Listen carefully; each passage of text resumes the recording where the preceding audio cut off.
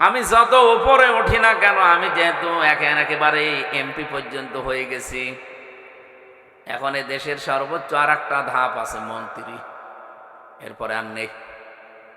আমি যত উপরে উঠি না কেন, এই চিন্তা যদি আমার থাকে যে আল্লাহ আমার মরা লাগবে, আমার দ্বারা দুর্নীতি করা সম্ভব না।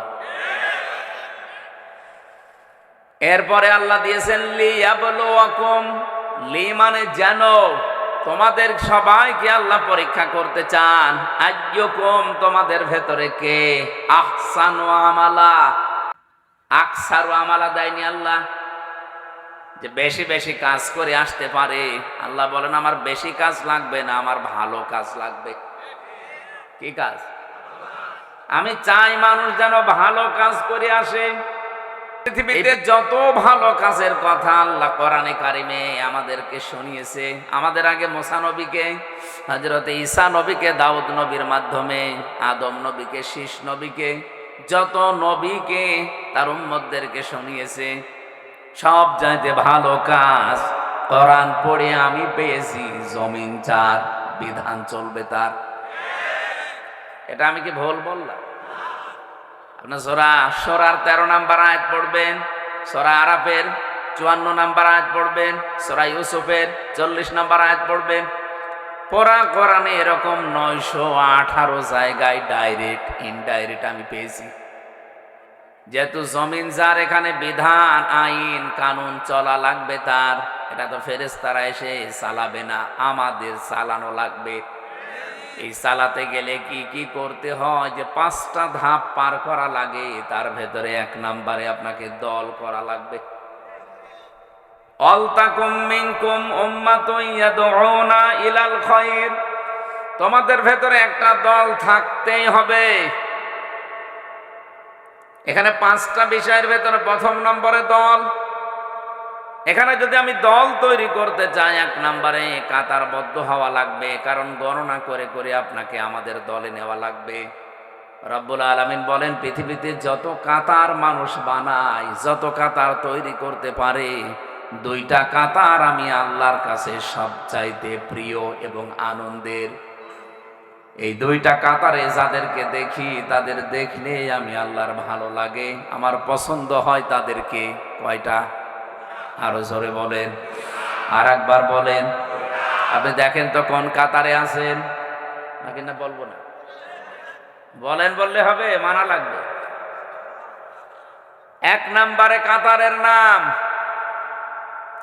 আল্লাহ পাক সূরা সফের 4 নম্বর আয়াতে জানিয়েছেন, ইন্নাল্লাহা ইউহিব্বুল্লাযীনা ইউকাতিলুনা ফি সাবিলিহি সাফফান কান্নাহুম বুনয়ানুম মারসুস। অবশ্যই আমি আল্লাহ তাদেরকে বেশি ভালোবাসি যারা সীসা গলা প্রাচীরের মতো কাতারবদ্ধ হয়ে জমিনে আল্লাহর দ্বীন কায়েমের জন্য চেষ্টা করে। তাহলে আল্লাহর কাছে প্রিয়, পছন্দের, ভালোবাসার কাতারের নাম যারা দ্বীন কায়েমের জন্য কাতারবদ্ধ হয়। বাংলাদেশে তো কত কাতার আছে, দ্বীন কায়েমের কাতার মাত্র একটা। 2 নম্বরের কাতারের নাম কি?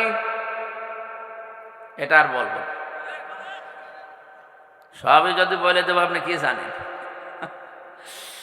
আল্লাহ রাব্বুল আলামিন 2য় কাতারের কথা সূরা বাকারার 43 নম্বর আয়াতের ভেতরে জানিয়েছেন, ওয়াকিমুস সালাতা ওয়া আতুজ যাকাতা ওয়ারকাউ মা'আর রাকিবিন।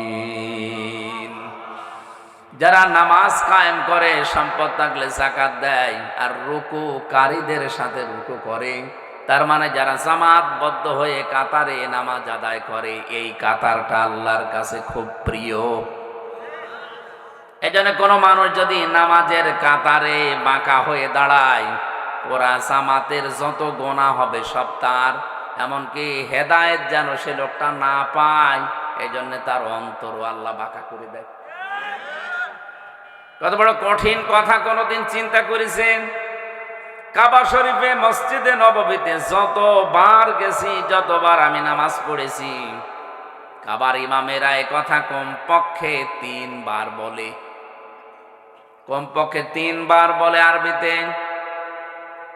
সুফুফাকুম ইতাদিলু, কাতার সোজা করো, কাদের সাথে কাঁধ মিলিয়ে সোজা করো কাতার। ওই সময় বুঝতাম না, সেই 16 সালে 18 সালে, এখন বুঝি। কেন বারবার 1500 বছর আগে থেকে এই কথাটা নবীজি বলেছেন যে কাতার সোজা করো উম্মতেরা নামাজের সময়। আমার তো এখন মনে হয় বিশ্বে 57টা মুসলিম দেশ, আমরা যদি কাতার সোজা করার এই শিক্ষাটা আমরা নিতে পারতাম, এই পৃথিবীতে সবার উপরে আজ মুসলমানেরা থাকতো। ফিলিস্তিন আজাদ হয়ে যেত। এমনকি বাংলাদেশেও যে ষড়যন্ত্র চলছে মুসলমানদেরকে নিয়ে, ইসলামকে নিয়ে, এইটা করার কোনো সাহস কোনো মানুষ দেখাতো না। আমি নাম নিলাম না, এই জন্য দুঃখিত। মুসলমানদেরকে আজ ঘায়েল করার জন্য দেশে ইসলাম যেন কায়েম হতে না পারে যত ষড়যন্ত্র করছে বিভিন্ন মুসলমান নামধারী। এই নামগুলো নিলে খুব ভালো হতো, কিন্তু নিতে পারলাম না। এই মানুষগুলো মনে করছে আমরা যদি এভাবে করতে থাকি এ দেশে কোনোদিন ইসলাম কায়েম হবে না। না, আপনি ষড়যন্ত্র কত দূর যেতে পারবেন? আল্লাহু খায়রুল মাকিরিন, সর্বোত্তম কৌশলী আমার আল্লাহ। মহা পরিকল্পনা নিয়ে বসে আছে। আপনি 9 বছর 13 বছর 17 বছরের ট্রেনিং নিয়ে যা করেছেন, একটা ট্রেনিংও কাজে লাগবে না মহা পরিকল্পনাকারীকে। বলেন তো, আমি 9 বছর 13 বছর 17 বছর বললাম, কি বুঝলেন বলেন তো? ঠিক আছে, আমি জানি এখানে সবাই না বুঝলে অন্তত কিছু মানুষ বুঝেছেন আমি কোন দিকে ইঙ্গিত দিয়েছি। এই জন্য তারা যেহেতু আরো আগে বুঝবে, সামনে তাদের সাথে দেখাও আমার হবে। আশা করছি যতই কিছু করেন উত্তম পরিকল্পনা একজন বসে বসে করতেছে। কে? আরো জোরে বলেন, যেন আমাদের কোনো ভয় নেই, কোনো চিন্তাও নেই। মাওলানা হাফিজুর রহমান উনি ওঠার পরে আমার মনে হচ্ছিল এই কথাটাই উনি বাংলায় বলছিলেন, রেখো না মনেতে ভয় বান্দা খোদার, দূর হয়ে যাবে বাধা সব, তোমার আমার এক মালিক আছেন, আছেন আমাদের রব, আছেন আমাদের রব। বলেন ঠিক কিনা? বিশ্বাস আমরা করি না? কুষ্টিয়াবাসী রব্বুল আলামিন যে 2টা কাতারকে সবচাইতে বেশি ভালোবাসেন, এই কাতারের সিগনিফিকেন্স কি? কাতারবদ্ধ হয়ে নামাজ পড়লে আল্লাহ ভালোবাসে। এই জন্যে এখানে যেহেতু একটা বিধান পালন করা হবে, তার নাম সেজদা। তার নাম কি? এই সেজদা নামক বিধানটা পালন করা হবে। এই জন্য এত সুন্দর মসজিদ বানিয়েছেন কোটি টাকা খরচ করে, এত সুন্দর চাকচিক্য বিউটিফাই করেছেন, দেখলেই মন ভরে যাচ্ছে। ইমাম, মুয়াজ্জিন, খাদেম, খতিব পরিষ্কার পরিচ্ছন্ন করার জন্য কমিটি পর্যন্ত আপনারা নিযুক্ত করেছেন। প্রতি মাসে মাসে 40-50 হাজার টাকা এর পেছনে অলরেডি খরচ করছেন। 5 ওয়াক্ত আযান দেওয়ার জন্য, নামাজে আসার জন্য কাতারবদ্ধ হয়ে। এটা তো শুধু অনুষ্ঠান, এই অনুষ্ঠান থেকে মূল শিক্ষা এটা যে কাতার যেভাবে প্রতিদিন 5 বার করে সোজা করি, পৃথিবীতে এখানে বিধান পালন করা হবে মাত্র একটা। কোরআনে কারিমে আল্লাহ বিধানগুলো দেওয়ার সঙ্গে সঙ্গে জানিয়েছেন, তিলকা হুদুদুল্লাহ, এটা আল্লাহর নির্ধারিত সীমানা। আমাইয়ুতিল্লাহ ওয়া রাসূলাহু ইয়াদখিলহু জান্নাতিন তাজরি মিন তাহতিহাল আনহারু খালিদিনা ফিহা ওয়া যালিকাল ফাওজুল আযীম। যারা আল্লাহ এবং রাসূলের আনুগত্য করবে তাদেরকে আল্লাহ প্রবেশ করাবে এমন জান্নাতে যার তলদেশ দিয়ে নদী আর নহর প্রবাহমান থাকবে। চিরকাল সেখানে তারা থাকতে পারবে, আর এটাই মহা সফলতা। ওমাই ইয়াসিল্লাহ ওয়া রাসূলাহু ওয়া ইয়াতাআদ্দা হুদুদাহু ইয়াদখিলহু নারান খালিদান ফিহা ওয়া লাহু আযাবুম মুহিন। সূরা নিসার ভেতরে এসেছে 14 এবং 15 নম্বর আয়াত, 13-14 নম্বর আয়াত। আল্লাহ পাক বলেন, যে ব্যক্তি আমার বিধান শোনার পরে যারা সীমা লঙ্ঘন করবে এদেরকে আমি আগুনে প্রবেশ করাবো, এরাও চিরকাল থাকবে। আর এটা একটা অপমানজনক জায়গা শাস্তির জন্য। এই যে বাংলা অর্থ আমার মনে হয় শুনি আপনি বুঝে ফেলেছেন আল্লাহ কোন প্রেক্ষাপটে এই কথাগুলো এত বড় কঠিন কথা বললেন। জমি জায়গা ভাগ করার বিষয়গুলো আল্লাহ আমাদেরকে শোনাচ্ছিলেন। ইউসিকুমুল্লাহু ফি আওলাদিকুম লিয-যাকারি মিসলু হাযযিল উনসায়াইন। হাযযিল উনসায়াইন দেওয়া আছে। আল্লাহ তোমাদেরকে নির্দেশ দিচ্ছে, তোমাকে না, কম আছে, তোমাদেরকে আল্লাহ নির্দেশ দিচ্ছে, এবং ভবিষ্যৎ বলতে কিয়ামত পর্যন্ত এই আয়াতটা কোরআনে থাকবে, সবাই এর মুখাতেব। এই জন্য ইউসি এটা মোজারি, বর্তমান ভবিষ্যৎ, প্রেজেন্ট ফিউচার। তোমাদের সবাইকে আল্লাহর নির্দেশে তোমাদের এক ছেলে যা পাবে, 2 মেয়ে তাই পাবে। এ বিধান কার বলেন তো? কিন্তু যারা অনেক শিক্ষিত মানুষকেও দেখি, অনেক গ্রাম্য মানুষ তো আছে, এই এখানে আওয়াজ করা যাবে না ভাই, যে যা করছে করুক, দাঁড়িয়ে শুনছে শুনুক, বসে শুনে শুনুক, কথা বলবেন না, এটা আমার অনুরোধ। আর এই যে তাল গাছের মতো দাঁড়িয়ে আছেন মাঝখানে কোন কারণ? এই সাদা জামা, বসেন। এটাকে কানে শোনে না মনে হয়? বসেন, যেখানে জায়গা পান, যদি ভালো লাগে বসে পড়েন, না হলে দূরে যান। প্রাণপ্রিয় কুষ্টিয়াবাসী, আমি কোরআনে কারিম থেকে যে কথাটা শোনাচ্ছিলাম, যারা এটা মনে করে যে আমার ছেলেকে আমি ধনী বানিয়ে রেখে গেলাম, আপনার এই ছেলে যে ধনী থাকবে তার গ্যারান্টি আছে? আবাউকুম ওয়া আবনাউকুম লা তাদরুনা আইয়ুহুম আকরাবু লাকুম নাফআ ফারিদাতাম মিনাল্লাহ। তোমাদের মা বাবা, তোমাদের সন্তান সন্ততি, তোমরা জানো না যে কে তোমাদের উপকারী। আপনি সন্তানকে ধনী বানিয়ে রেখে গেলেন একজনকে ফাঁকি দিয়ে, ওই সম্পদ ওর কাছে থাকবে, আপনাকে গ্যারান্টি কেউ দেয়নি, আর এটা থাকবেও না। অবৈধ কোনো কিছু করে গেলে এমন একটা অসুখ আল্লাহ মনে করেন চাপিয়ে দেবে, যা সম্পদ রেখেছিলেন সব বিক্রি করে আরো কিছু যোগ করা লাগবে। এরকম রোগ দেশে নেই? আমি পেয়েছি, বহু মানুষের সাথে মিশেছি দুনিয়ায়। এই জন্য এই কাজ কেউ করবেন না, আল্লাহ যেহেতু নিষেধ করছেন। এই ওয়ারিস যারা জমি জায়গা ভাগ করার কথা বলতে বলতে আল্লাহ তিলকা হুদুদুল্লাহ দিয়েছেন, এটা আল্লাহর নির্ধারিত হদ, সীমানা, বর্ডার। এই বর্ডারগুলো কেউ যেন ক্রস না করে, এরকম বর্ডার আছে কোরআনের ভেতরে 500। কত?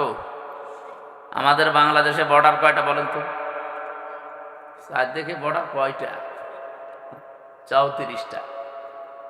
34 না 32? হ্যাঁ, 32টা। এতগুলো বর্ডার যদি আপনি ক্রস করতে চান, পাসপোর্ট যদি না থাকে, ভিসা না থাকে, আপনাকে মনে হয় মামার আদরে ঢুকতে দেবে না? আগে ছিল, কিন্তু এখন আর নেই। যেহেতু প্রত্যেকটা দেশের সীমানা করা আছে, বর্ডার দেওয়া আছে, আল্লাহ রাব্বুল আলামিন আমাদেরকে পৃথিবীতে চলার জন্য 500টা বর্ডার দিয়েছে। এই বর্ডারের কাছে যখনই যাবেন, আপনার যদি ঈমান থাকে, আপনি যেন থমকে যান, দাঁড়িয়ে যান। এই কাজগুলো যারা করেন তারা যেন আজকের আলোচনা শোনার পরে আপনি ওই জায়গায় স্টপ হয়ে যান, দাঁড়িয়ে যান, আল্লাহ যেন কবুল করেন, আমিন। সুতরাং ওই সমস্ত আনন্দগুলো করলে কোরআনের সাথে যেহেতু মেলে না, আমরা এরকম কোনো আনন্দে আগামীতে যেতে চাই না। ঈদের আনন্দ চলছিল, যতটুকু করেছেন আমার বিশ্বাস বাংলাদেশে হয়তো সীমানা পার হয়ে গেছে অনেক ক্ষেত্রে। যারা আমরা সীমানা পার করি নাই, বর্ডার ক্রস করি নাই, এই মানুষগুলোই এই ময়দানে এসেছে। যারা মমতাজের গানের অনুষ্ঠানে যেত তারা এখানে আসে না, আর ওরকম মানুষ এখানে আসেও না। আসে? এখানে যারা আসবে, এসেছে, আমার বিশ্বাস এই মানুষগুলো জান্নাতি। কারণ নবীজির ভাষা এটা যদিও ফুটবল খেলার ময়দান, কিন্তু এটা এখন জান্নাতের বাগান, রিয়াজুল জান্নাহ। এই জান্নাতের বাগানে কোনো জাহান্নামী মানুষকে আল্লাহ ঢুকতে দেবে না। কথা বুঝতেছে? কারণ জান্নাতের একটা নিয়ম হচ্ছে, কেউ যদি জান্নাতে একবার যেতে পারে কোনোদিন আল্লাহ তাকে বের করে দেয় না, আর সে বের হতেও চায় না। রব্বুল আলামিন বলেন, খালিদিনা ফিহা লা ইয়াবগুনা আনহা হিওয়ালা। চিরকাল মানুষ জান্নাতে থাকবে। বৈশিষ্ট্য আল্লাহ এভাবে দিয়েছেন বানিয়ে, কোন মানুষ জান্নাত থেকে বের হতে চাইবে না, আল্লাহ বের করেও দেবে না। ওয়ালাকুম ফিহা মা তাশতাহি আনফুসুকুম ওয়ালাকুম ফিহা মা তাদউন নুজুলাম মিন গফুরির রহিম। রব্বুল আলামিন বলেন, এমন বাগান বানিয়েছি ওই জান্নাতের ভেতরে চাওয়ার আগে জিনিস পাওয়া যাবে। এ পৃথিবীতে এমন কোন জায়গা আপনি পাবেন না যেখানে চাওয়ার আগে জিনিস পাওয়া যায়। চাবেন, এরপরও দেরি হবে। কি কথা বললেন? প্রধানমন্ত্রী এখন যিনি আছেন, কোনো কিছু চাইলেই সঙ্গে সঙ্গে পাবে না, চাবে, নিয়ে আসতে দেরি হবে। কিন্তু জান্নাত আল্লাহ এমন ভাবে বানিয়েছেন, মনের ভেতরে কামনা আসলেই সঙ্গে সঙ্গে সামনে হাজির হয়ে যাবে। নবীজি বলেন, কোন মানুষ যদি জান্নাতের ভেতরে, নহরের ভেতরে যায়, হঠাৎ একটা মাছ লাফ দিয়ে এসে আপনার ডিঙ্গি, নৌকা, জাহাজ যায় বলেন আসবে, এসে বলবে, আল্লাহর বান্দা আপনাকে আমাকে খেতে চান। মনের ভেতরে যদি কামনা আসে যে মাছটা খেতে পারলে ভালো হতো, সঙ্গে সঙ্গে রান্না হয়ে আপনার সামনে চলে আসবে। মানুষ মাছটা খাবার পরে যখন কাঁটাগুলো ফেলে দেবে, ওগুলো আবে মাছের রূপান্তরিত হয়ে লাফ দিয়ে নদীর ভেতরে যাওয়ার সময় বলবে, আসসালামু আলাইকুম ইয়া আব্দুল্লাহ, হে আল্লাহর বান্দা আপনি সুখে থাকেন, আমি বিদায় নিলাম। এটার নাম জান্নাত। আল্লাহ পাক বলেন, এই জান্নাত আমি আল্লাহ এমন ভাবে মেহমানদারি করার জন্য রাখলাম, নুজুলাম মিন গফুরির রহিম। দুইটা নাম আল্লাহ এখানে দিয়েছেন, গফুর, রহিম। কোন মানুষ যদি দুনিয়াতে জান্নাতের কাজ করতে গিয়ে সফল হতে নাও পারে, যদি চেষ্টা চালায়, আল্লাহ তার জন্য গফুর। কোন মানুষ যদি জান্নাতের কাজ করতে গিয়ে হোঁচট খায়, কষ্ট পায়, আমার আল্লাহ তার জন্য রহিম। জোরে বলেন সুবহানাল্লাহ। এই জন্য জান্নাতের কাজ যতগুলো দুনিয়াতে আছে, সর্বোত্তম কাজ হচ্ছে পৃথিবীতে আল্লাহর দেওয়া বিধান কায়েম করার চেষ্টা করা। কথা খুব অল্প সময় বলবো, এই জন্য চিন্তা ভাবনা করে শুনবেন। আমি গতানুগতিক কথা বলি না, টেবিল মেবিল ভেঙে ফেলবো, একেবারে এদিক ওদিক চলে যাব না, আমার অভ্যাসও নেই, আর আমি পারিও না। আমি যা বলবো এখান থেকে যেন আমরা শিক্ষা নিতে পারি। রব্বুল আলামিন কোরআনে কারিমে আমার যতটুকু আয়ত্ত আছে, আমার এই ব্রেনের ভেতরে এটা অলরেডি ঢুকেছে। আল্লাযী খালাকাল মাউতা ওয়াল হায়াতা লিয়াবলুয়াকুম আইয়ুকুম আহসানু আমালা ওয়া হুয়াল আজিজুল গফুর। আগের আয়াতে বলেছিলাম নুজুলাম মিন গফুরির রহিম, একটা গফুর একটা রহিম। আর এই জায়গায় কি আছে? ওয়া হুয়াল আজিজুল গফুর। দুইটা নাম আছে। আপনি কোনদিন চিন্তা করেছেন আল্লাহ এই নামগুলো কেন বক্তব্য দেওয়ার পরে পরেই ব্যবহার করেন? আপনি দেখবেন বিভিন্ন কথা বলার পরে আল্লাহ তার নাম ব্যবহার করেছেন। আমি আজকে তেলাওয়াতকৃত আয়াতে নামাজের ভেতরে পড়ছিলাম, কোন জায়গায় আল্লাহ নামাজের ভেতরে যেগুলো আমরা পড়ি, কিছুক্ষণ পড়ে পড়ি তার নাম দিয়েছেন। ইন্নাল্লাহা কানা আলিমান হাকিমা ওয়া কানাল্লাহু গফুরুর রহিমা। এই নাম শোনেননি? এরকম 500 নাম আছে আল্লাহর, আমরা 99টা জানি বেশিরভাগ।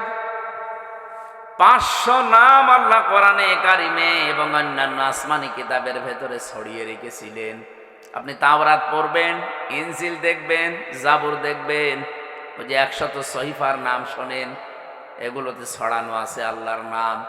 4,900 একটা আমি অন্যান্য তাফসিরের ভেতর থেকে কোট করেছিলাম। 99টা নাম অলরেডি আল্লাহ কোরআনে কারিমে বিভিন্ন জায়গায় এভাবে দিয়েছেন। এখানে যে 2টা নাম দিয়েছেন, আমার এই ছোট্ট মাথা এটা ধরা পড়েছে তাফসির পড়ার মাধ্যমে। রব্বুল আলামিন বলেন, তোমাদের হায়াত আর মওত বানিয়ে দুনিয়ায় পাঠালাম কেন জানো? লিয়াবলুয়াকুম আইয়ুকুম আহসানু আমালা। আমি যেন তোমাদেরকে পরীক্ষা করে নিতে পারি, তোমাদের ভেতরে কে সবচাইতে ভালো কাজ করে আমার কাছে আসতে পারো। এ পর্যন্ত শুনেছেন কারা কারা? হাত তোলেন তো। ও বাবা, কার সামনে ওয়াজ করছে? এখনো সবগুলো হাত ওঠে না, তার মানে আপনার অন্য খেয়ালে আছে। এভাবে ক্লাস করা যাবে না, আরো অ্যাক্টিভ হওয়া লাগবে। এদিক তাকান, যা বলবো সেই গোড়া থেকে শেষ পর্যন্ত আমি কমপক্ষে 7টা শিক্ষা দিয়ে শেষ করে দেব। আমাদের মওত আর হায়াত আল্লাহ বানিয়েছেন। আল্লাযী খলাকাল মাউতা ওয়াল হায়াতা। আল্লাযী খলাকাল হায়াতা ওয়াল মাউতা দেয়নি, আগে মউত বানালাম, এরপরে হায়াত বানালাম। এখানে আমার মনে হয় আলেমরা ছাড়া কেউ বলতেই পারবেন না যে আমাদের হায়াত কয় প্রকার। পারবেন না? জানেন আমাদের হায়াত 5 প্রকার। এই পৃথিবীতে আসার আগে 2টা হায়াত আমরা পার করে ফেলেছি। একটা আলমে আরওয়া, রুহের জগৎ, একটা আলমে বতুন, মায়ের পেটের জগৎ। এখন যেটা আছে আলমে দুনিয়া, এই পৃথিবীর জগৎ। এরপরে আর একটা সামনে আসছে আলমে বারজাখ, কবরের জগৎ। এরপরে একটা সর্বশেষ আসবে আলমে আখিরাত, পরকালের জগৎ। এই 5টার ভেতরে 2টা অলরেডি পার করে ফেলেছি, সামনে 2টা আছে, মাঝখানেরটায় আছি। তার মানে যেহেতু 2টা পার হয়ে গেছে, সামনে 2টা আছে, মাস্ট বি আপনাকে সামনের 2টায় যাওয়াই লাগবে। কি কথা বুঝতেছে? আল্লাহ আগে হায়াত ওয়াল মাউতা দেননি, আল্লাযী খলাকাল মাউতা ওয়াল হায়াতা দিয়েছেন। আমি যতগুলো তাফসীর আয়ত্ত করতে পেরেছি, সব মুফাসসির একমত। আল্লাহ মানুষকে এটাই স্মরণ করাতে চায়, বান্দা বান্দি যত উপরে ওঠো না কেন, সব সময় এই চিন্তা করবা যে মরা লাগবে। এই চিন্তাটা যার ভেতরে যত বেশি বদ্ধমূল হবে, ওর দুনিয়ার জীবন তত বেশি পরিচ্ছন্ন হবে। 499টা বিধান বাকি আছে। এগুলো আমাদের ব্যক্তি, পরিবার, সমাজ, রাষ্ট্র, দুনিয়াতে চলানো লাগবে। একটা বিধান পালন করার জন্য যদি এত কিছু করা লাগে, এত অনুষ্ঠান করা লাগে, 499টা বিধান পালন করার জন্য কত কিছু করা লাগবে আপনি বলেন? এই শিক্ষাটা এই নামাজের কাতারে আমাদের দেয়।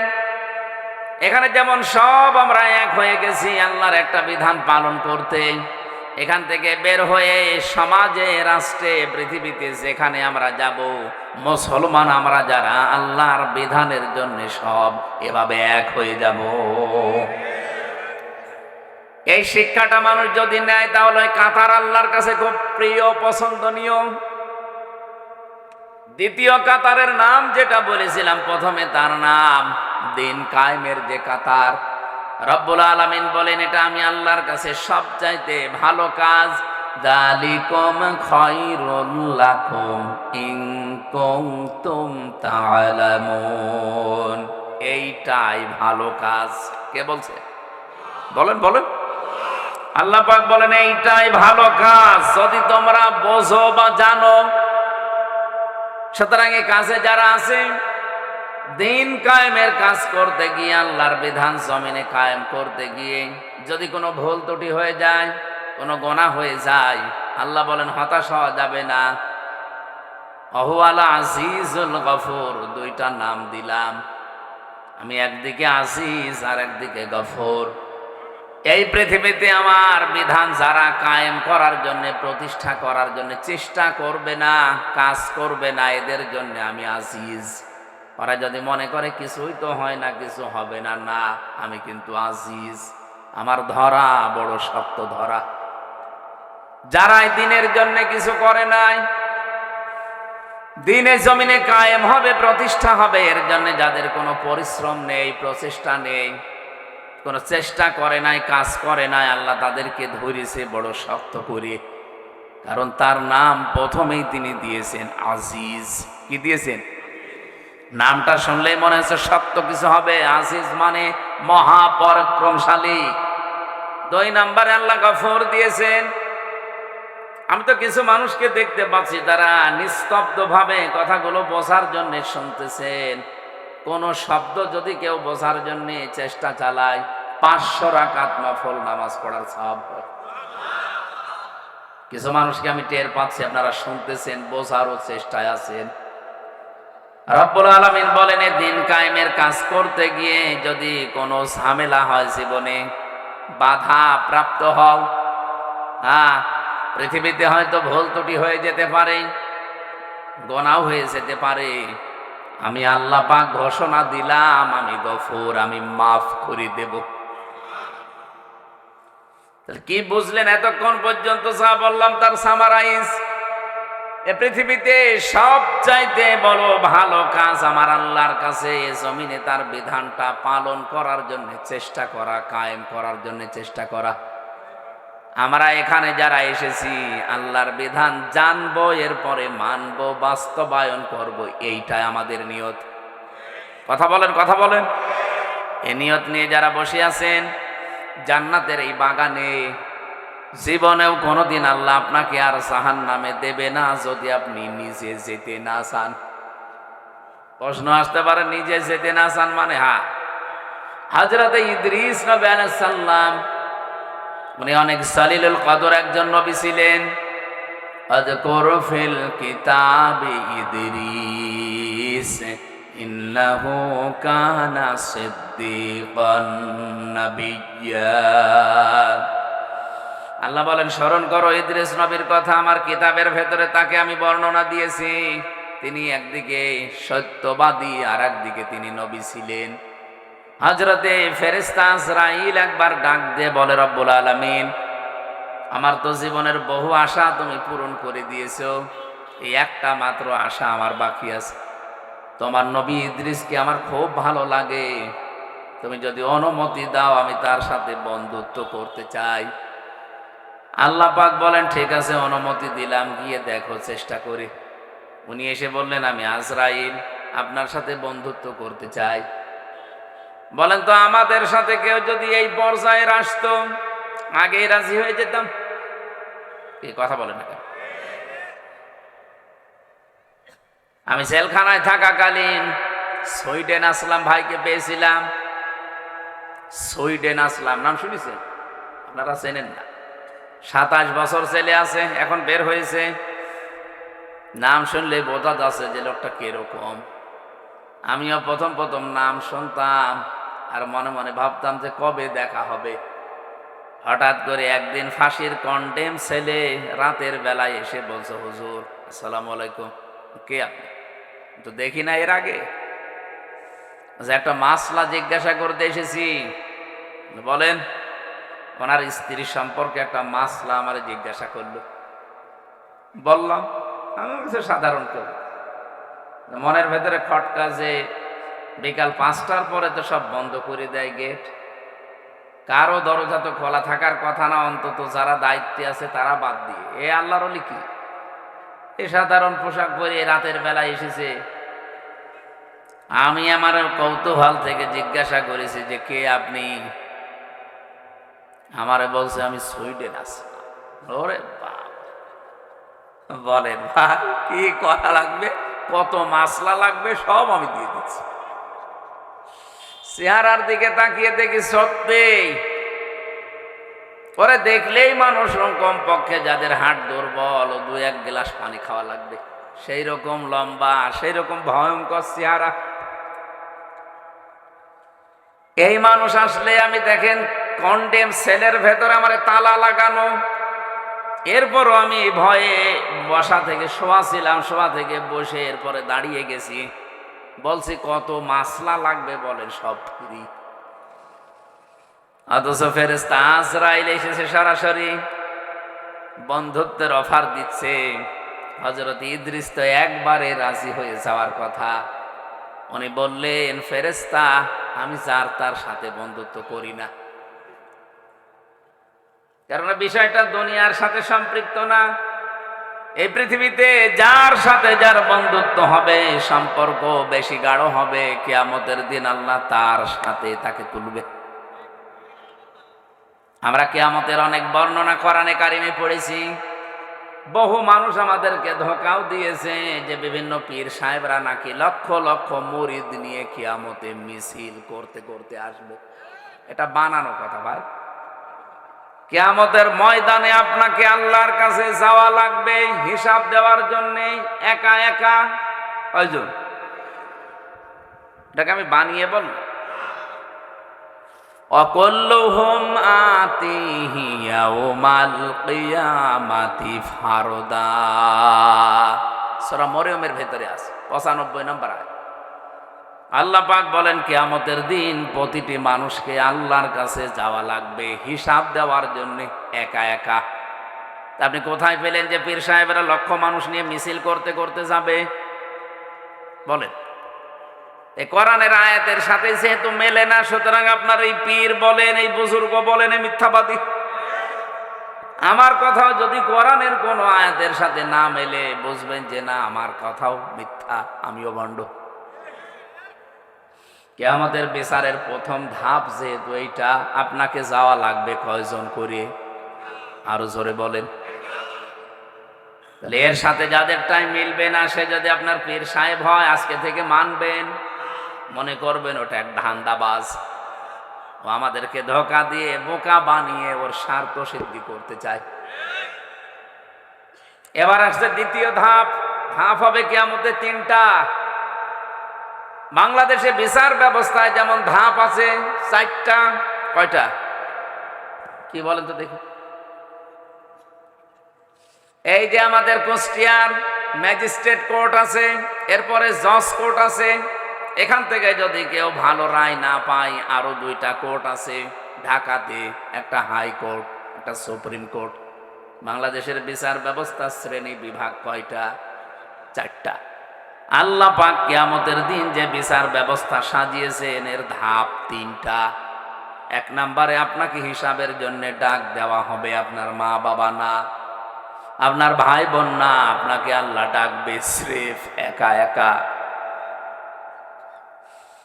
একা ডাক দিয়ে আপনাকে সামনে নিয়ে জিজ্ঞাসা করবে, হামজা এটা করেছিলি? যদি আল্লাহর ইচ্ছা হয় যে আপনাকে আল্লাহ মাফ করে দেবে, তাহলে একটা আলাদা বিচার ব্যবস্থা আল্লাহ তৈরি করবে।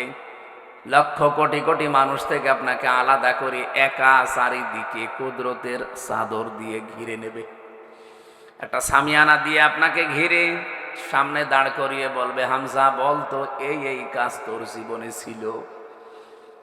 এমন একটা বিষয় আমার সামনে তুলে ধরবে যে মনে হচ্ছে আমার সব কাজগুলো রেকর্ড হয়ে আছে। ওয়াজাদু মা আমিলু হাজিরা, সব হাজির হয়ে আছে। দেখার পরেই মানুষ আশ্চর্য হয়ে যাবে, তো একটা অস্বীকার করার মতো না। যা করেছি এখন সব আমার মনে পড়ছে। আমার এখন 34 বছর। 20 বছর আগে আমি এই মাসের এই তারিখে কি করেছিলাম, এই সময় সেইটাও দেখি লেখা আছে। দেখলেই মনে পড়ে যাবে, এরকম মন আল্লাহ বানাবে। সবকিছু যখন মনে পড়বে, অস্বীকার করার কোনো কায়দা যেহেতু নেই, উনি আগের খবর, পরের খবর, মনের খবর সবই জানে। মাথা নিচু করে বলবে, রব্বুল আলামিন আমি সব করেছি।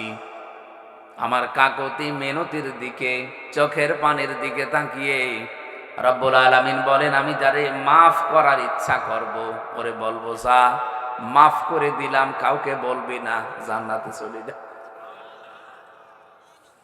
এরকম একটা হিসাব আইয়াসিরা, সহজ হিসাব, এটা যেন আমাদের সবাইকে আল্লাহ দান করেন, বলেন আমিন। কিয়ামতের দ্বিতীয় বিচার ব্যবস্থা, এবার আর আপনাকে আল্লাহ একা ডাকবে না, বিচার করার জন্য আপনাকে ডাকবে আপনার নেতার সাথে। না, নেতা সহ না, নেতার সাথে। সহ আর সাথে আলাদা আছে। নেতাকে আল্লাহ বলবেন আগে আয়, এরপরে কর্মীকে ডাক দিয়ে পেছনে দাঁড় করাবে। সূরা বানী ইসরাঈলের ভেতরে আছে ৭১ নম্বর আয়াতে, ইয়াউমা নাদউ কুল্লা উনাসিন বিইমামিহিম। কিয়ামতের দিন এবার আল্লাহ মানুষকে ডাকবে, প্রতিটি মানুষ তার নেতার সাথে উঠবে। কার সাথে? অকুষ্টিয়াবাসী রাজনৈতিক ভাবে না নিয়ে একটু ভাবেন তো আয়াতটা নিয়ে, নাকি আয়াত আমার নিজের বানানো? বলেন বলেন। কিয়ামতের দিন আল্লাহ আপনাকে ডাকছে আপনার নেতার সাথে, সামনে আপনার নেতা, পেছনে আপনি।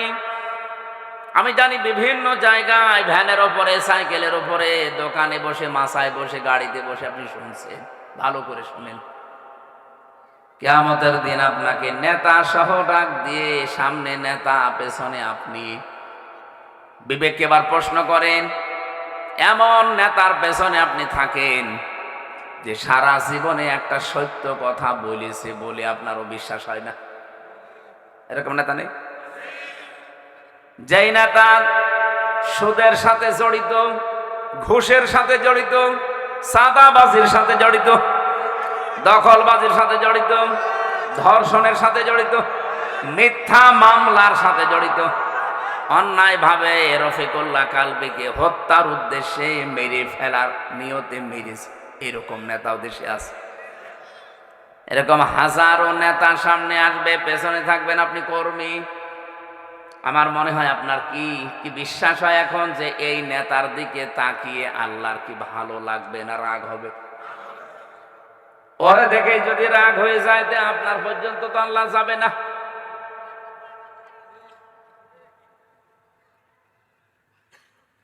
আমার তো আয়াতটা পড়ে তাফসীর যখন আমি মিলাই, আমার ভয় হয় বাংলাদেশে বহু মানুষ এই নেতার কারণে ধরা খাবে। এখানে ধরা খাওয়া মানুষ আছে না নেই? কারা কারা আছেন হাত তোলেন তো। এই একজন আপনি ধরা খাবে। ও যদি এখনই মনে হয়, বিশ্বাস হয় যে আমি ধরা খাবো, ও আসলেও ধরা খাবে, কারণ ওর নেতা ঠিক নেই। এই নেতা ঠিক আছে আপনার? ঠিক নেই। অবশ্যই আপনার নেতা মিথ্যা মামলা দিয়ে বাণিজ্য করেছে, এই জন্য আপনার বিশ্বাস হচ্ছে না।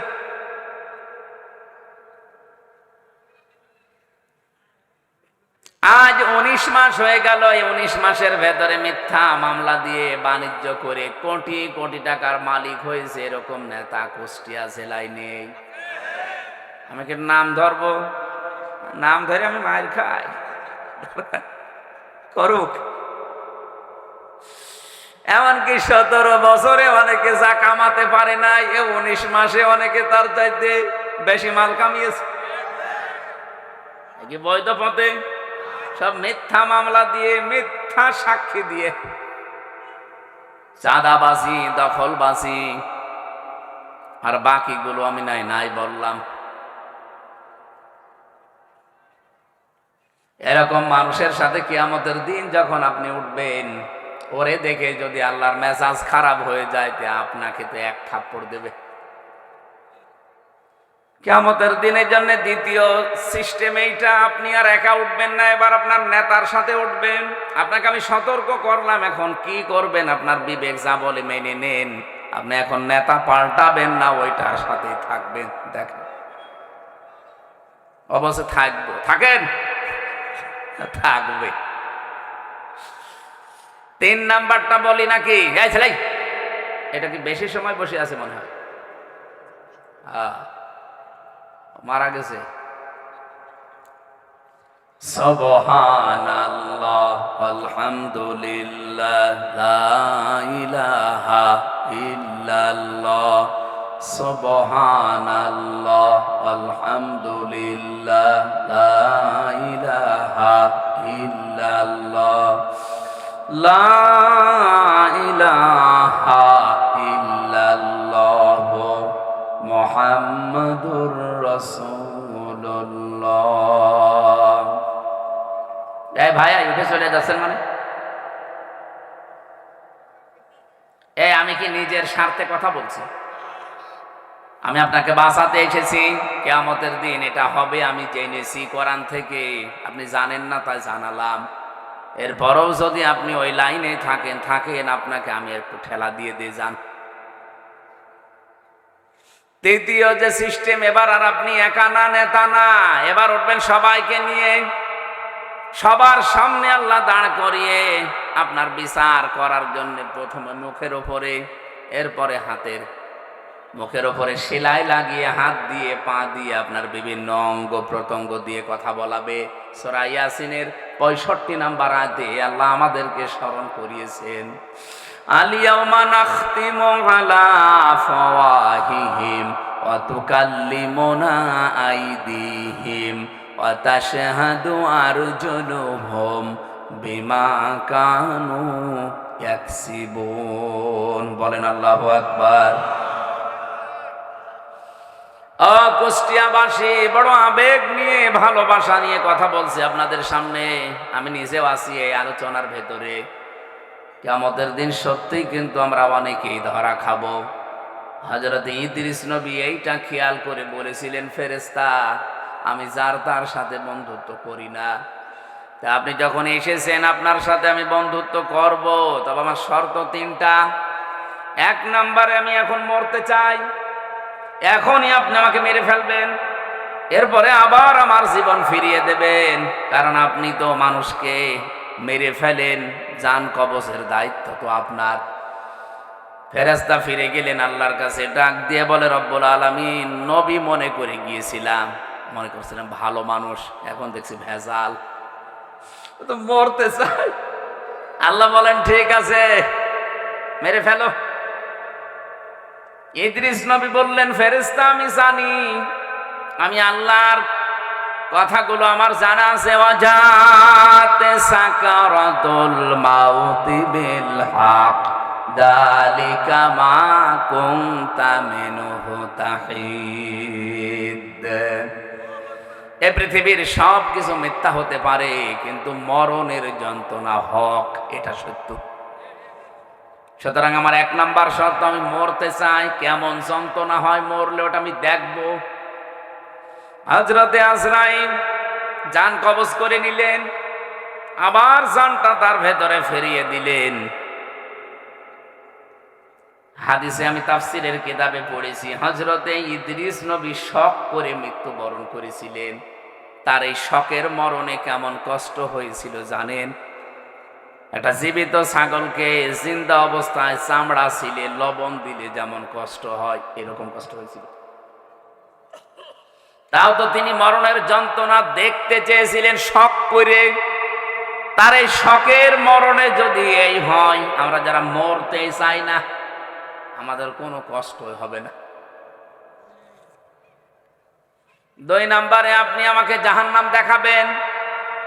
জাহান্নামের শাস্তি সম্পর্কে আমি শুনেছি, ইন্নাহু মাইয়াতি রাব্বাহু মুজরিমান ফাইন্না লাহু জাহান্নাম লা ইয়ামুতু ফিহা ওয়া লা ইয়াহইয়া। অপরাধী হয়ে কোনো বান্দা বান্দি যদি আল্লাহর সামনে যায়, আল্লাহ তাকে প্রথমে জাহান্নামে দেবেন। জাহান্নামে অবস্থা তার এমন হবে, লোকটা বাঁচবেও না মরবেও না। আমি এটা দেখতে চাই যে কি হলে মানুষ বাঁচেও না মরেও না। হযরত ইদ্রিস নবীকে আল্লাহর ফেরেশতা জাহান্নামে প্রবেশ করিয়ে আবার বের করে নিয়ে আসলেন। 3 নাম্বার শর্ত আমার, আমি জান্নাত দেখতে চাই। জান্নাতে প্রবেশ করালেন, নিয়ামতগুলো দেখালেন। আল্লাহ রাব্বুল আলামিন জান্নাত যেভাবে সাজিয়েছেন তাকে দেখিয়েছেন জান্নাতের পুরাটা কিভাবে আল্লাহ সাজিয়েছে। নবীজি বলেন, জান্নাত আল্লাহ এমন ভাবে সাজিয়েছে কোনো চোখ কোনোদিন দেখে নাই, কোনো কান কোনোদিন শোনে নাই, কোনো মানুষের হৃদয়ে কোনো দিনের কল্পনা উদয় হয় নাই। কুষ্টিয়াবাসী, মানুষের কল্পনার রাজ্য, এটা কি ছোট না বড়? কত বড় জানে?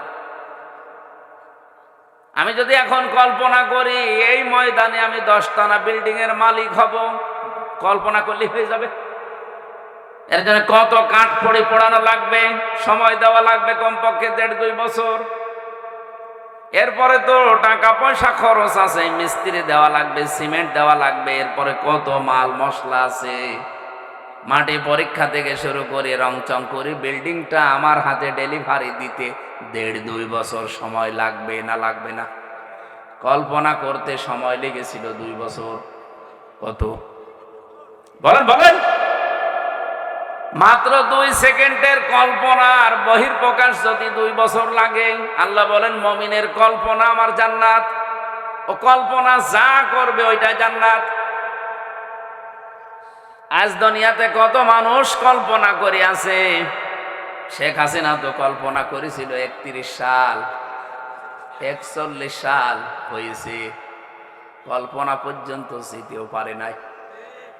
আজও কত কিছু কল্পনা মানুষ নিয়েছে, 2000 মানুষের জীবন তাদের কাছে জীবনই না, কল্পনা নিয়ে বসে আছে। উল্টিয়ে যখন যাবে তখন ঘুম ভাঙবে, অন্তত ঘোর কাটার আগেই যেন ঘুম ভাঙে। আল্লাহ তাদের তৌফিক দেন, বলেন আমিন। আমিন কি বুঝে শুনে বললেন না আন্দাজে বলছেন? 40,000 মানুষ পঙ্গ হয়ে আছে, 2000-এর উপরে মানুষ আজ জীবন দিয়ে চলে গেল, কোনো দাম নেই এগুলো তাদের কাছে। এগুলো নাকি আবেগ। আবেগ ছিল এই জন্য আপনি আজকে মন্ত্রী, আবেগ ছিল এই জন্য আপনি সংসদের ভেতরে বসতে পেরেছেন। আবেগ না থাকলে আপনাকে এখনো পর্যন্ত ওই জায়গায় থাকা লাগতো। সুতরাং এগুলো হেয়ালি খেয়ালি উল্টাপাল্টা কথা বলবেন না। আবেগের জন্য আজ আমির হামজা এতগুলো মানুষের সামনে কথা বলতে পারছে, নয়তো আমির হামজা কুষ্টিয়ায় ঢোকা সম্ভব ছিল না।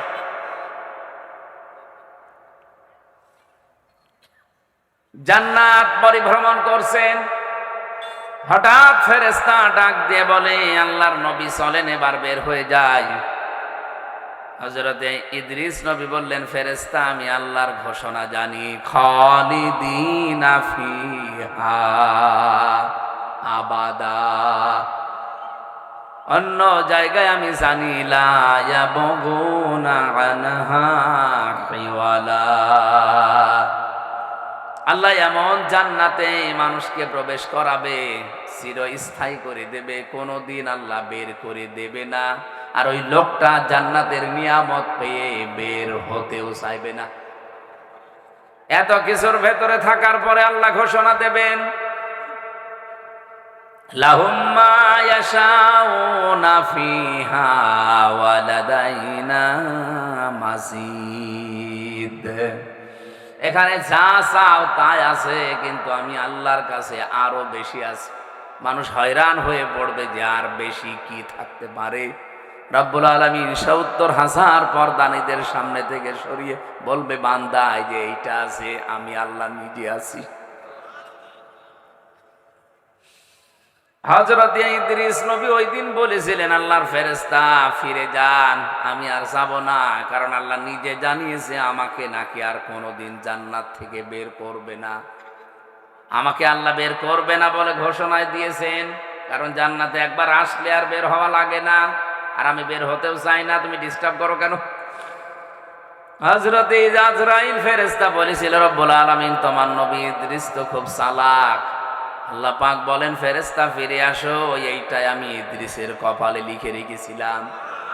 আমার ঘটনা বলা উদ্দেশ্য না, আমার এখানে একটু শিক্ষা আছে। ইদ্রিস নবী এখনো জান্নাতে আছে, আল্লাহ ওনাকে বের করে দেয়নি, আর উনি বের হতেও চাইনি। কথা বলে না কেন? এটা যদি নবীজির কথা অনুযায়ী জান্নাতের বাগান হয়, আল্লাহ আমাদেরকে যখন এখানে প্রবেশ করিয়েছে আর বের করে দেবে না, আর আমরা বের হতে যেতেও চাই না। এরপরেও যেটা বের হয়ে যাবে মনে করবেন ওর জান্নাত ভালো লাগছে না। এবার ওঠেন তো দেখি, দড়ি ছাড়া বেঁধে ফেলেছি, কেউ যেতে পারবেন না।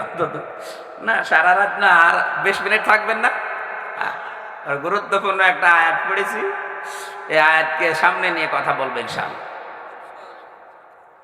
কি ওয়াজ আপনার জন্য আলাদা একটা ওয়াজ। নবীজি বলেন ওই মহিলা জাহান্নামী, ওই মহিলা জাহান্নামী, ওই মহিলা জাহান্নামী যে তার স্বামীর সামনে মেজাজ নিয়ে কথা বলে। এই কয়া ইউনিয়নে এসব নেই। সুতরাং আপনার নামাজ রোজা পর্দা সব কিন্তু মাঠে মারা যাবে। আল্লাহ আপনাকে তৌফিক দিন এই আয়াতটা মেনে চলার। আমি জেলখানায় থাকতে যেহেতু সাইদি সাহেব রহমতুল্লাহ আলাইহির সাথে কয়েকবার দেখা হয়েছিল হাসপাতাল কেন্দ্রিক, অনেক কিছু উপদেশ দিয়েছিলেন, ওইটা নিয়ে আমি একটা বইও লিখেছি, শতাব্দীর শ্রেষ্ঠ রাহাবার আল্লামা সাইদি রহমতুল্লাহ আলাইহি। তো ওনার ওই বইটা যদি কোনো জায়গায় পান, আমার মনে হয় গাড়িতে নেই এখন, যদি আশপাশে কোনো জায়গায় পান, এটা আছে, এখানে থাকলে নিয়েন, কাজে লাগবে। অনেক তথ্য দেওয়া আছে, আপনার জ্ঞানের দূরদর্শিতা বাড়বে। যতগুলো বললাম আল্লাহ আমাদেরকে কবুল করুন। 1.5 ঘন্টা হয়ে গেছে। আল্লাহুম্মা আমিন। রব্বানা আতিনা ফিদ দুনিয়া হাসানা ওয়া ফিল আখিরাতি হাসানা ওয়া কিনা আযাবান নার। মোনাজাত যারা করছেন মোনাজাত বসে করেন, মোনাজাত বসে করেন, মাথা নিচু করেন, চক্ষু বন্ধ করেন। রব্বানা যালামনা আনফুসানা ওয়া ইল্লাম তাগফির লানা ওয়া তারহামনা লানাকুনান্না মিনাল খাসিরিন। এ বিশাল আসমানের মালিক, বিস্তীর্ণ জমিনের মালিক, তোমার এত বড় বড় সৃষ্টির তুলনায় আমাদের এই হাত দুইটা বড় ছোট্ট। এই ছোট ছোট দুটি হাত কোরআন শুনতে এসে তুলে ধরেছি। রাত 11:30 পার হয়ে গেছে, 12টা বাজতে চলছে। দুনিয়ার নিয়ম আমরা জানি, রাত যত গভীর হয় পৃথিবীর যত অফিস আদালতের দরজা আছে বন্ধ হয়ে যায়। রাত যত গভীর হয় তোমার রহমতের দরজা তত খুলতে থাকে। রব্বুল আলামিন, সারা জীবন যত অপরাধ করেছি এগুলো যদি শরীরে লেখা থাকতো, মানুষ আমাদেরকে কুকুরের মতো ঘৃণা করে তাড়িয়ে দিত। আজকের মাহফিলের সভাপতি, মাহফিলের প্রধান অতিথি, প্রধান বক্তা হিসাবে এখানে বসার সাহস তো দূরের কথা, মানুষ এখানে আমাদেরকে উঠতেই দিত না। যেভাবে গোপন রেখে দিয়েছে অপরাধগুলো, কিয়ামতের দিন তোমার সাত্তার নামের ওসিলায় আমাদের গুনাহগুলো আল্লাহ তুমি গোপন করে দিও। যত গুনাহ করিয়াছি গোপনে মাফ করে দাও আল্লাহ তুমি নিজ গুণে। আল্লাহ তাআলা কুষ্টিয়া জেলার কুমারখালী, কয়া, খলিশাদহ এলাকাবাসী মৃত মানুষদের মাগফিরাত কামনায় তোমার কোরআনের আয়োজনের সাথে সম্পৃক্ত তারা এলাকার হাজার হাজার মানুষের আজকের এই মাহফিলের সাথে সংযুক্ত আছে। এখানে যারা বসে আছে, বিভিন্ন দূর দূরান্তে যারা আছে, তাদের মা বাবা আত্মীয় স্বজন হয়তো কবরে আছে। সন্তানের হাতের ওসিলায় করে এই সিয়াম সাধনার পরে যে মানুষগুলো ঈদের খুশিতে মেতে আছে, আমাদের আত্মীয় স্বজন গুলোকে কবরে তুমি খুশি করে দাও। যে যেইভাবে কোরআনের আয়োজনের সাথে এগিয়ে এসেছে, আল্লাহ তোমার রহমত তার দিকে এগিয়ে দাও। আমি সহ যারা অনেকে অসুস্থ আছে, শেফায়ে কামেলা আজেলা নসিব করো। অনেক মেয়েরা অসুস্থ আছে, আল্লাহ মহিলা প্যান্ডেলে মা বোনদেরকে খাদিজাতুল কুবরার মতো, আয়েশা সিদ্দিকার মতো, ফাতেমাতুজ জহরার মতো বানিয়ে দাও। ঘরে যাদের শান্তি নেই, স্বামী সংসারে আল্লাহ শান্তি দান করো। রব্বানা হাবলানা মিন আজওয়াজিনা ওয়া যুররিয়াতিনা কুররাতা আ'য়ুনি ওয়াজআলনা লিল মুত্তাকিনা ইমামা। রব্বুল আলামিন, প্রশাসনের যে ভাইগুলো আজকে দায়িত্ব পালন করেছে, নিজেদের বাবা মা আত্মীয় স্বজন ছেড়ে যারা বাংলার বিভিন্ন প্রান্তে জনগণের জান মাল ইজ্জত আবরু হেফাজতের দায়িত্বে থাকে, আল্লাহ তুমি তাদেরও পাহারাদার হয়ে যাও। তাদের মা বাবা আত্মীয় স্বজন যারা দূর জায়গায় আছে তাদের হামেও নাসির হয়ে যাও। বাংলার প্রশাসনের ওপরে তোমার রহমত নাসিল করো, আসমান জমিনের বালা মুসিবত থেকে বাঁচাও। এলাকায় মাটির নিচে যত মানুষ কবরে ঘুমিয়ে আছে কবরগুলো জান্নাত বানিয়ে দাও।